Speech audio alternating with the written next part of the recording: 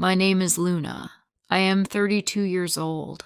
I am married. My husband's name is George. He is 36 years old. George was a policeman. I was waiting for him come home from work. I cleaned the room. I cooked supper.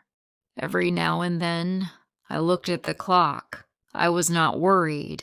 I just liked to know that each minute brought him closer to home. I was sewing clothes. I was 6 months pregnant. My skin looked clear and healthy. The clock said 10 minutes to 8. And right on time, I heard the car door slam. I heard footsteps. I heard the key turn in the lock. George was home. I put down my sewing. I walked over and hugged him. I said, "Hello, darling." George replied, "Hello, darling." I took his coat and hung it in the closet. Then I made the drinks. A strong one for him, a weaker one for me. Soon I was back in my chair sewing. George sat across from me, holding his glass in both hands. This was always a happy time of my day. I knew he did not like to talk much until he finished his first drink. I did not mind. I was happy just to sit with him after being alone in the house for hours. I loved being near him. I said, "Feeling tired, darling?" George said, "Yes, I'm tired." Then he did something strange. He lifted his glass and drank it all in one gulp, even though it was still half full. George stood up to get another drink. I said, "I'll get it." He said, "Sit down." I said, "Darling, shall I get your slippers?" George said no. I said, "I think it's a shame that even though you're a senior policeman, you still have to walk around all day." George said nothing. I said, "Darling, I made cheese pie for supper. Would you like some? I did not make dinner tonight because it's Friday." "No," George replied. I looked at him. I said, "If you don't want cheese pie, there is meat and other food in the freezer." I waited for an answer. A smile. Nothing. George stayed silent. I said, "I'll get you some mushrooms and sausages." He said, "No, I don't want it." I said, "But you should eat. I'll cook it anyway. Then you can decide." I stood up. George said, "Sit down, Luna. Just for a minute. Please, sit down." I sat back down. He looked serious. He said, "Luna, I need to tell you something." My heart began to beat fast. I said, "What is it, darling? What's wrong?" George said, "I'm afraid this might be a shock to you, but I've thought about it a lot. I've decided it's best to tell you now. I hope you won't be too upset with me." And he told me. It did not take long, maybe 6 or 7 minutes. I sat still. I watched him. I was shocked. With every word, I felt him going further and further away from me. He said, "So that's the situation. I know this is not the best time to tell you, but there was no other way. I'll give you money. I'll make sure you're taken care of. But let's keep it quiet. It would not be good for my job if there was a lot of fuss." My heart broke. I could not believe it. I did not want it to be true. I thought, maybe George did not say it. Maybe it was only in my head. I thought if I kept working and acted like I heard nothing, I would later find out that none of it was real. I said, "I'll prepare dinner." This time, he did not stop me. I could not feel anything. I just moved. I walked down to the cellar. I opened the deep freezer and grabbed the first thing my hand touched. I took it out. I looked at it. It was a leg of lamb. All right then. We would have lamb for dinner. I carried it upstairs. My husband was standing in the living room. His back was turned to me. George said, "For heaven's sake, don't make dinner for me. I'm going out." At that moment, I walked up behind him. I did not hesitate. I hit the large, frozen leg of lamb against the back of his head. He cried, "Ah!" He stood there for 5 seconds.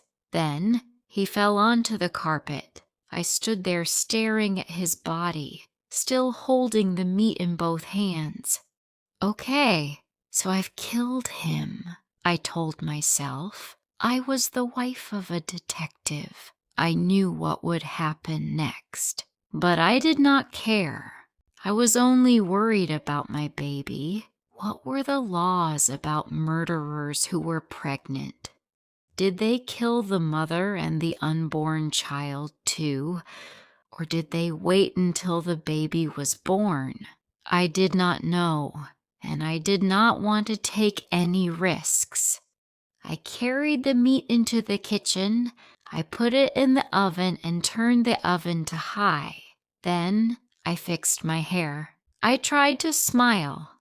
I took my coat and went to the market. It was not yet 7 o'clock.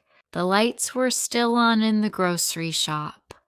"Hello, dear," I said to the man behind the counter. He said, "Good evening, Mrs. George. How are you?" I said, "I'm fine. I'd like some carrots and tomatoes, please. We usually go out on Fridays." I told him, but George is tired. He doesn't want to eat out tonight. And now there are no vegetables in the house. He said, "How about meat, Mrs. George?" I said, "No thanks. I've got meat. I got a nice leg of lamb from the freezer. I don't usually cook it frozen, but I'm going to give it a try. Do you think it will be okay?" He said, "I don't think it makes any difference. Do you want cherry tomatoes?" I said, "Oh, yes. 1/2 kilo of them." He said, "Anything else? How about dessert? What are you planning to give him for dessert?" I said, "Well, what do you suggest?" He looked around his shop. He said, "How about a big slice of blueberry cheesecake? I know he likes that." I said, "Perfect. It's his favorite." I paid for everything and said, "Thank you. Good night." He said, "Good night, Mrs. George."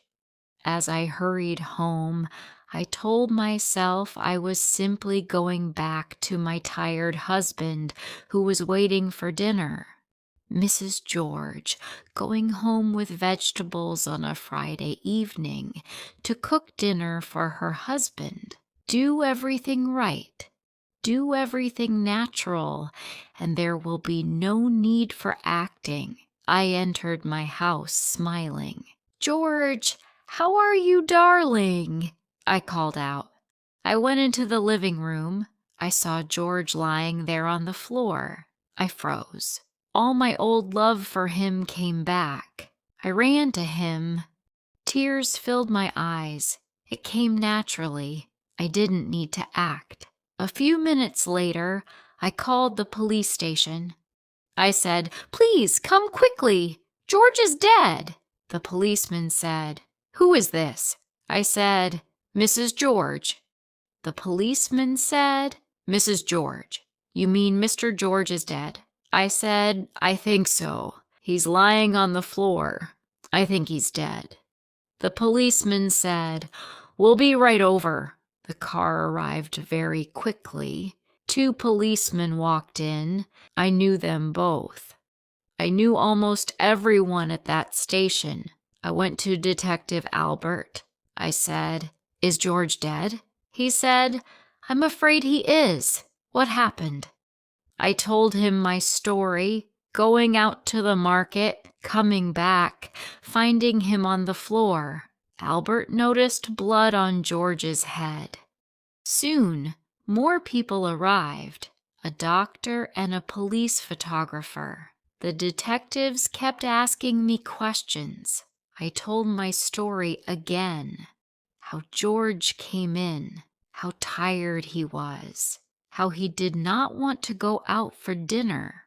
I told them I put the meat in the oven, then went to the shop for vegetables and came back to find him on the floor.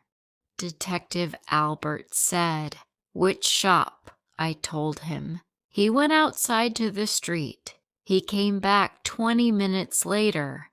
Detective Albert told the other policeman his wife acted quite normal. She wanted to give him a good dinner with cheesecake for dessert. It's impossible that Two men came in to take the body away on a stretcher. Detective Albert asked if I wanted to go somewhere else, maybe to my sister's house. I said no, I did not want to go anywhere. Albert told me my husband had been killed by a heavy blow to the back of the head. They were searching for the weapon. The murderer might have taken it or hidden it somewhere. The search went on. It began to get late, nearly 10 o'clock. Albert went into the kitchen. He came out quickly. He said, "Mrs. George, your oven is still on. The meat is still inside."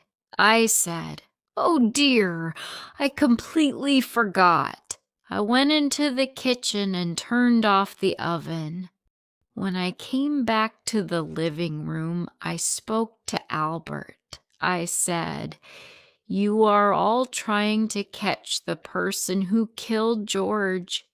You must be hungry. It's long past your dinner time. I know George would never forgive me if I let you stay in his house without any food. Why don't you eat that lamb in the oven? It should be cooked by now." Albert said, "Of course not, Mrs. George." I said, "Please eat it. It would mean a lot to me. Then you can get back to work." At first, the 4 policemen said no, but they were very hungry, so they said yes. They went into the kitchen to eat. I stayed where I was. I listened to them talk. One policeman said, "George's skull is badly smashed, as if someone hit him with a sledgehammer.